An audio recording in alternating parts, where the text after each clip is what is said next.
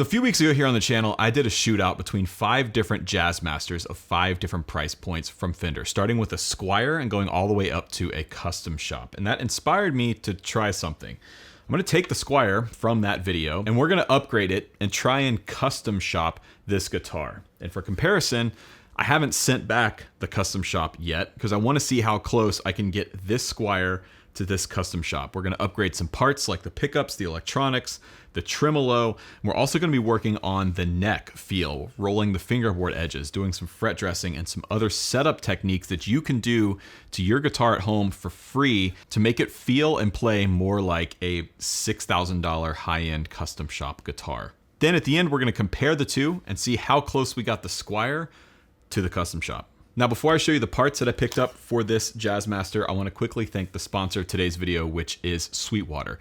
Everything that you're going to see, from the amp that I'm playing to the guitars and the parts that I ordered for the upgrades, all came from Sweetwater, and I'll have them all linked in the description box down below. Those are affiliate links, so if you end up purchasing anything through those links, I earn a small commission and it doesn't cost you any extra, and it's a great way to support the channel if you enjoy what I'm doing over here. So with all that out of the way, let's hear the Squier in its stock form and compare it to the custom shop as it sits now. So the amp that I'll be playing throughout the video is the brand new Deputy head from Victory Amps. They sent this out to me a couple weeks ago to check out here on the channel, and I've got a pretty good sort of edge of breakup tone dialed in that I'm not going to touch for the entirety of this video. These settings that you see here are exactly what you're hearing, and it's going into my aux box from Universal Audio through a pair of Cappy preamps on my rack here, and then into Pro Tools. Honestly, this little amp sounds great. I've had a great time with it so far.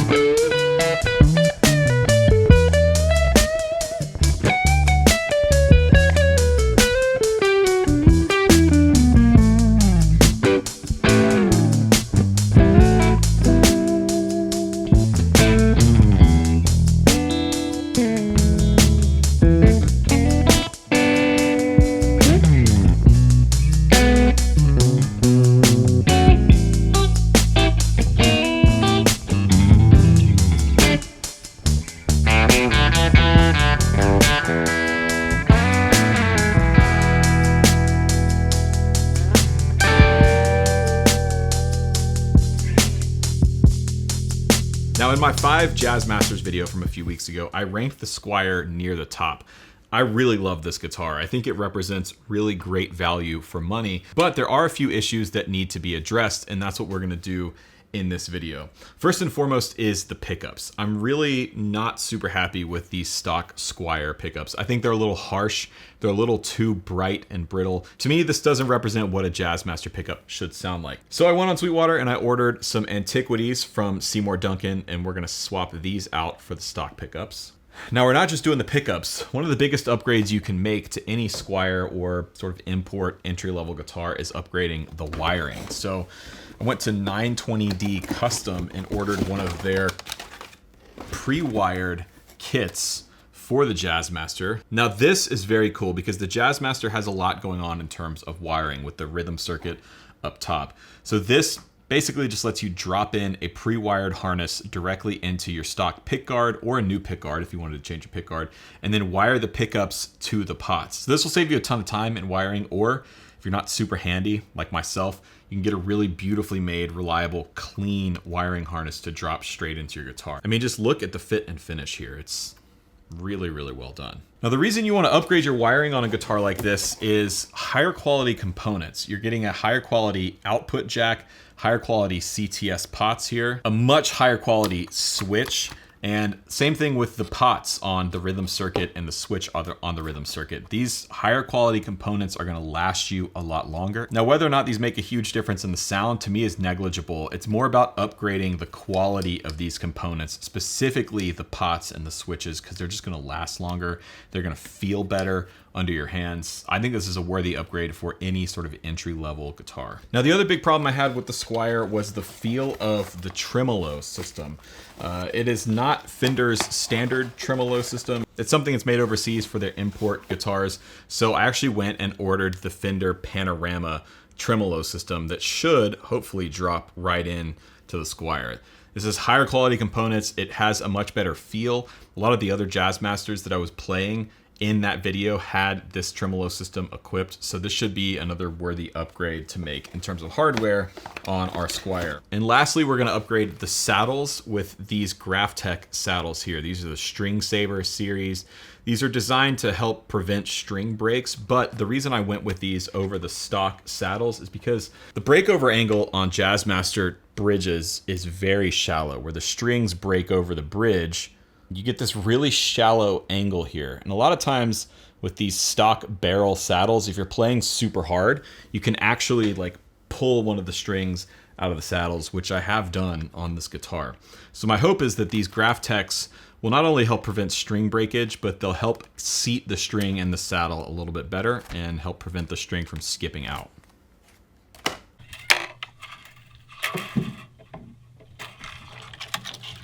Okay, so I think I'm going to start with the tailpiece, get that out and removed. I think what I'm going to do is just pull apart basically everything. Pull the tremolo out, the bridge just lifts up like that.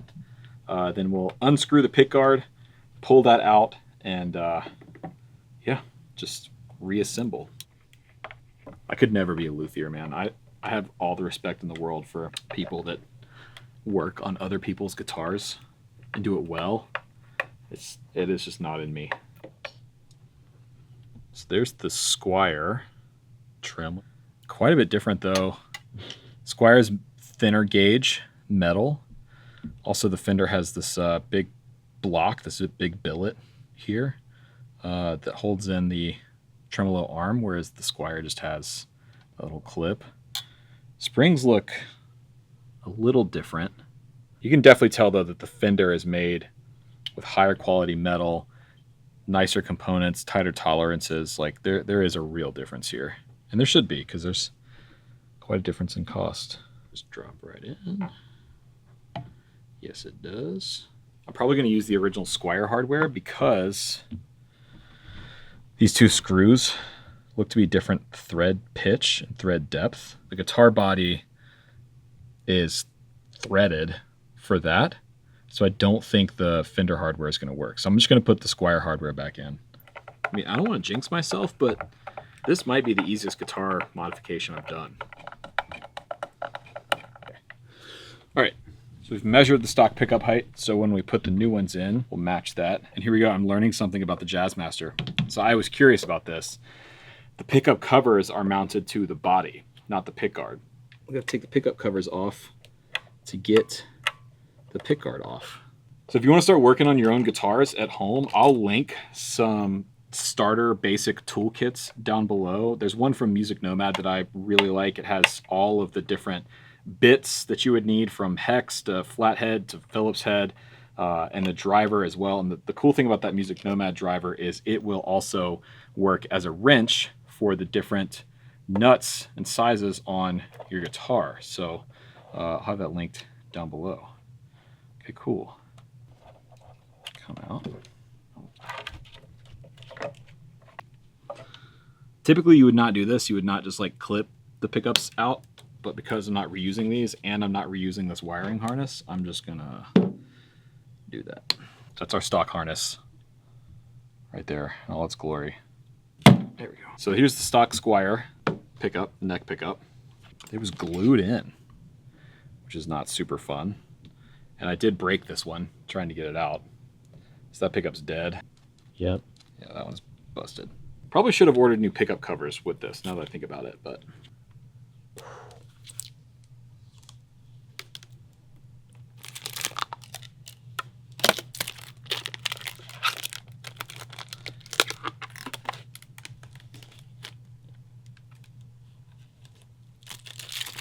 Wow. Dude, even the quality of the hardware is better. Okay. Now, literally just transfer this over.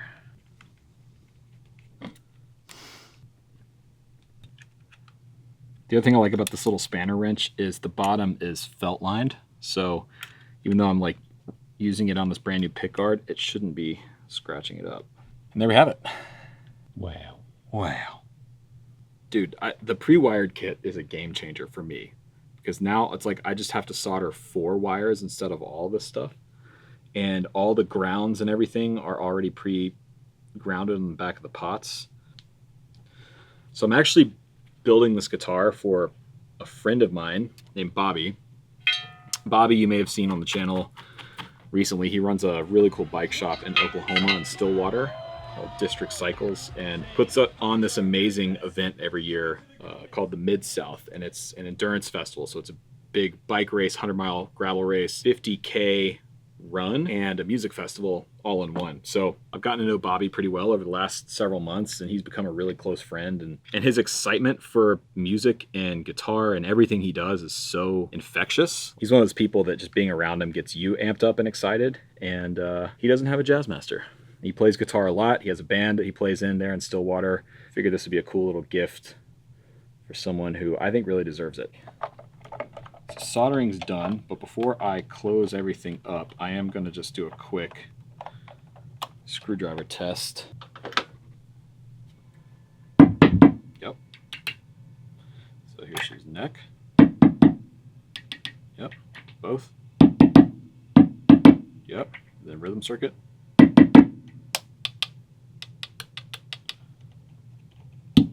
Yeah. It works. Sick. That and the pickups, I think, are going to absolutely make this guitar. Next, we're going to swap saddles. We recommend installation by a qualified guitar technician. Today, I am a guitar technician. These are also good, too, because it'll give you the ability to adjust the string height, because these barrels are just set at a specific string height. Whereas these Graphtechs have the screws at the bottom, which allow you to adjust the string height. Now, obviously, this is going to require a setup again once you get this done, because your string height's going to be completely different. But there you go. That's the Graphtech saddle compared to the stock Squier saddle. Okay, so saddles are on. The Graphtech saddles are on. It's actually really easy to put on. So now we're going to head down to Big House Guitars. Ben is going to do a full setup on it, and he's also going to do his magic on the neck. So let's head down to Big House. All right, man. Hello, hello. So we swapped everything yesterday. So new pickups, Yep. Antiquities, drop-in wiring harness, new Graphtech saddles, Yep. and new tremolo. Sweet. What tremolo did you end up using? It's the Panorama tremolo. Okay. It's like the one that comes in the higher spec American models. So yeah, I want to focus on the neck today so that we're getting like, fingerboard edges, frets, and can we sand the back of the neck to get rid of that lacquer? Yeah, for sure. So yeah, we'll address that. We'll roll the fingerboard edges, check the fretwork, and do a general setup, and then we'll knock down the finish on the neck. Cool. Sounds good. Check this out. Think you're gonna have some tuning issues? So first things first, obviously we'll clean up some fret ends on here. They're not bad. They're a little sharp, so we'll come through and just hit them real quick. And all this is, by the way, it's a 3-corner file, and I just stuck it on a belt sander and flattened one side of it Oh yeah. so that I can go like this without scratching fingerboard. So then you can cool. have your little file where you can just kiss the edges like that. And It doesn't take much. So all I'm doing is just hitting the bottom edge of the tang, or the end of the fret, to try to get rid of any sharpness. I'm barely touching it too. And you notice, like, if I slip and hit a fret, it won't hurt anything. And all I want to do is just knock down any little sharp burr on there. I'll take a real basic crowning file. This was used for a bunch of different stuff, and this is not a good crowning file, but for this purpose, it's going to be just fine. It's just got a concave surface that would conform to the fret. So what I'm just going to use it to do is just kiss the end, like that. Oops.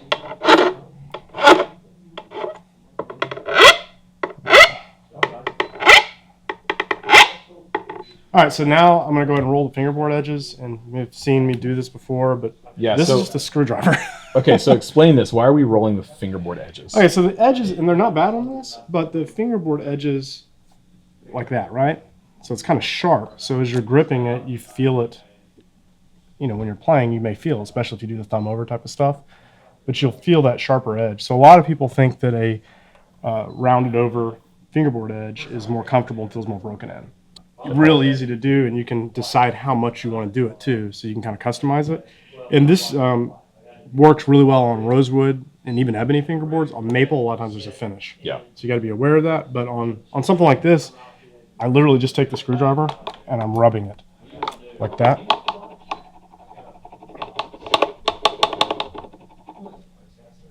And then do it to your flavor. Like, how much do you want to knock it off? So that's rolled. Yeah, pretty And subtle so far. these aren't bad anyway. And there are people that do this with a razor blade, by the way, but I find this to be just as effective and easier. All right, so we've rounded off the fingerboard edges now. We've got just a little bit of rounding on the frets to do. So I'm just grabbing some 320 sandpaper. This is nothing special, regular sandpaper.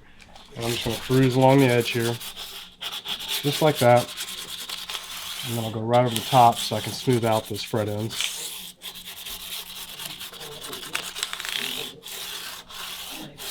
Now it feels much, much nicer. Oh, yeah, man. Nice and smooth. So I'll do a little bit more, and then I'm going to come back and polish them out, and then we're ready to move on. I just use a microfiber rag, something like this. Notice I'm not being very picky. But just a polishing compound of some sort. This is just some McGuire's compound. But any kind of swirl remover, something like that. I'll put it on the rag, and then really rub it in, like that. I'm not really trying to get a bunch of it on the guitar. I just want it to hit the fret ends in that area that we just cleaned up. So. And that's going to make them shine. I'm pressing pretty hard now. So this is like, obviously this guitar is built to a price point, right? So they're not doing this kind of stuff at the factory. And arguably this is one of the extra steps that something like the custom shop is doing to get the guitar to feel more broken in, feel higher quality at a higher price point. That's right. I mean, virtually 90% of guitars probably, you could do this on your own. I don't know, it feels more natural. Yeah. And you're not waiting for some huge break-in time. Okay, so this is a personal preference thing, but I can't stand the way lacquered, or in this case polyurethane, feels on the back of a neck. Like, I have kind of sweaty hands, and so it gets super sticky. It's rough to play. It doesn't feel great. So Yeah, I'm not going to totally take it off. so we're not going down to just raw wood. I don't really do that. I know some people do, but I tape off a little diamond up top and a little diamond down here. That's where I don't want to sand, right? Yep. So, and there's a bunch of different versions of this too, but what I use is 4/0 steel wool. So if you go to Home Depot or something, it's just 4 zeros. I hold the guitar out over me like this over the floor because this is gonna shed. But this is super easy, man. Anybody can do this at home. With the caveat of once you start, you're not going back. So That's not a caveat for this. Because we're using 4/0 steel wool, we're knocking down that top layer, but I can buff it right back out to shine. Oh, So this is not a permanently altering thing, whereas sanding it is. right. Okay. If you take down the wood, you're not getting it back. Yeah, got it. But this is one of those things you want to do it because you like how it feels, and then later on you want to sell the guitar, you could buff it back out. So now if we look at it, Oh, yeah. it's much man. slicker. Yeah, that feels better. And then when we pull this tape off, you'll see why I do that. Because Wow. once I clean it, you'll have a nice line there. And all right, cool. So one of the things that we noticed when we're taking the strings off is you saw me pulling on that, and it was binding, which means that as his tremolo moves, he's going to have big tuning issues because it's going to pull Yep. and push, but not return to where it was supposed to be. Any setup you do, you should be checking the nut slot height and to make sure it's free travel, right? So I went through and just widened the slot so that it can freely travel back and forth, Right. which is what we're trying to do to maintain his tuning stability. So just a heads up, it's a big thing that people don't do on setups, and the nut slot height is another one. So as you're looking, okay, so if you look at this, you see how much that's moving? Yeah. Really high nut slot. Yeah, which means you're going to intonation down here is going to suck. Yeah. It also means that your overall action is going to be weird. Right. So we're going to go ahead and take that nut slot down. So I was running into that last night. I was trying to get the string heights on the saddles dialed in, and I could not get it right. Yeah, remember, like, we've done a lot of videos together, and it's always the tuning issues are always the nut. Yeah. It's a source of a lot of problems.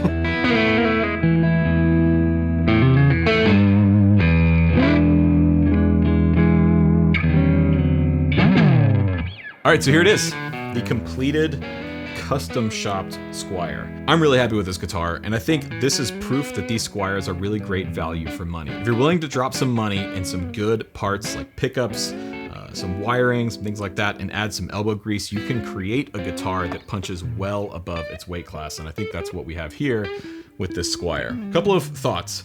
I like these pickups much more than the stock pickups. I think these Seymour Duncan Antiquities are a worthy upgrade. I've never actually put Antiquities in any guitar before. This is my first experience with them, but I think they're really, really great sounding. They fixed the main issue I had with the stock pickups, which was that they were really harsh and brittle sounding in the top end. A Jazzmaster should have a nice, bright, sparkly top end, but it shouldn't be too harsh, and I think that's what we've got here with this.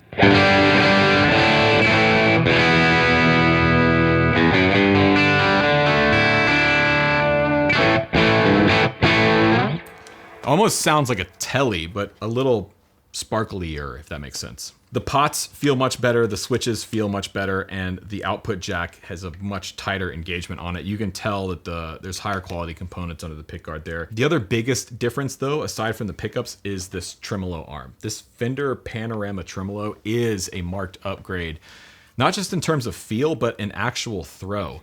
With the stock Squier trim, I wasn't able to get very much modulation out of it, whereas with this one now, it's a huge difference.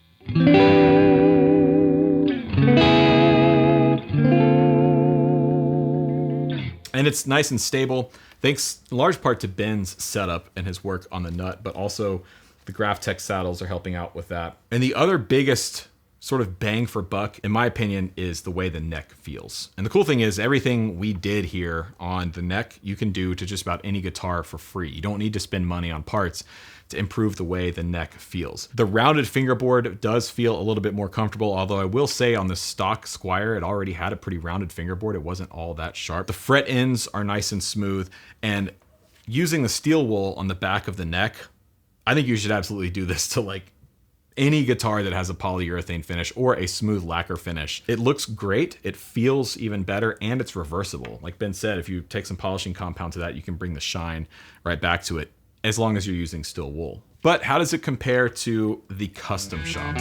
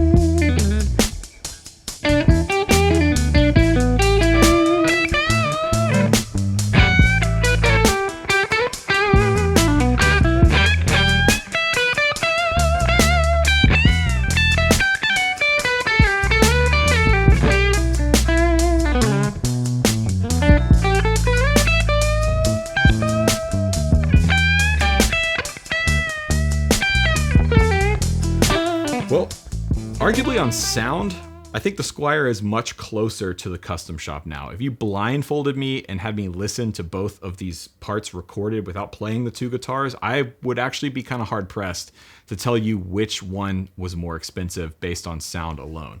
Now, feel-wise, there are still some major differences between the two guitars. The neck profile and the neck shape on the custom shop is a little bit bigger, it's beefier, and also they went a step further with aging the back of the neck there. So you can see it's got that kind of like dark, worn in look. And this neck does feel better even after doing the work on the Squier neck here. But I'm confident if we kept going on the Squier neck and did a few extra steps, we could probably get these two necks feeling very, very similar to one another. So here is what we have in the Squier as it sits right now. And here is the retail price of the custom shop. So which one would you pick? Let me know in the comments section down below. Thanks again to Sweetwater for sponsoring today's video. I'll be sad to see both of these guitars go. This one's going back to Sweetwater, so it's for sale if you want to pick it up. And this one is going to my friend Bobby over in Stillwater, Oklahoma. Also, huge thanks as always to Ben Calhoun and all the team down at Big House Guitars for taking the time out of their day to get this guitar set up and playing great. If you're in the Atlanta area, I highly recommend going to see the guys down at Big House Guitars. They're really great at what they do, and they've got some really cool stuff in at the moment. Don't forget, you can find links to everything, all the parts, the guitars, everything, the tools that we used in today's video in the description box down below. Those are affiliate links, so those help out the channel, and I greatly appreciate it. My name is Rhett Shull. Thank you so much for watching, and I'll catch you on the next one.